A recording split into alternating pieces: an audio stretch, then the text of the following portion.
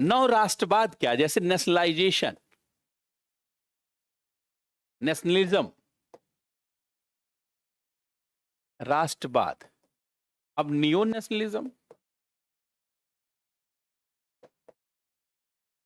नव राष्ट्रवाद। ये मोदी सरकार का के द्वारा जानते भारतीय विदेशी नीति का एक नया संदर्भ लाया गया है। ये पहले राष्ट्रवाद क्या है, राष्ट्रवाद किसे कहा जाता है, जब सांस्कृतिक आधार पर, जब सांस्कृतिक गौरव के आधार पर पूरे देश को जोड़ा जाता है। जैसे जब कहा जाता है कि भारत पहले बहुत महान देश था, वैदिक काल में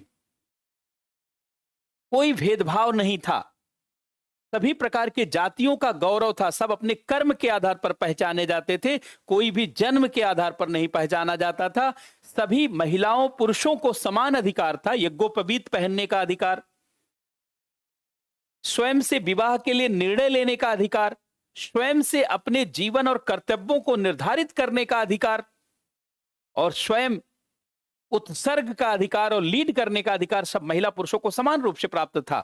और जन्म के आधार पर किसी के भी सम्मान का बंटवारा नहीं था, कर्म का विभाजन नहीं था, बल्कि कर्म के आधार पर और उसके जानते परफॉर्मेंस के आधार पर भारतीय समाज का डिवीजन था।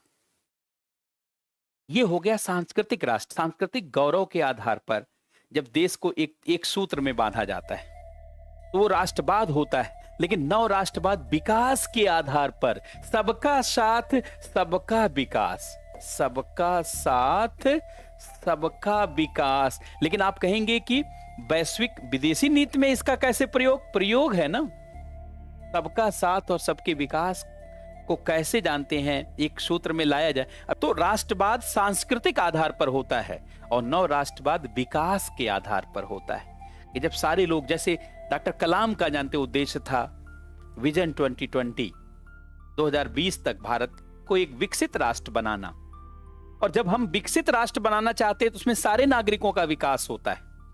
तो सबको एक सूत्र में बांधते हुए सबके विकास को आधार बना करके राष्ट्र बनाना नव राष्ट्रवाद है।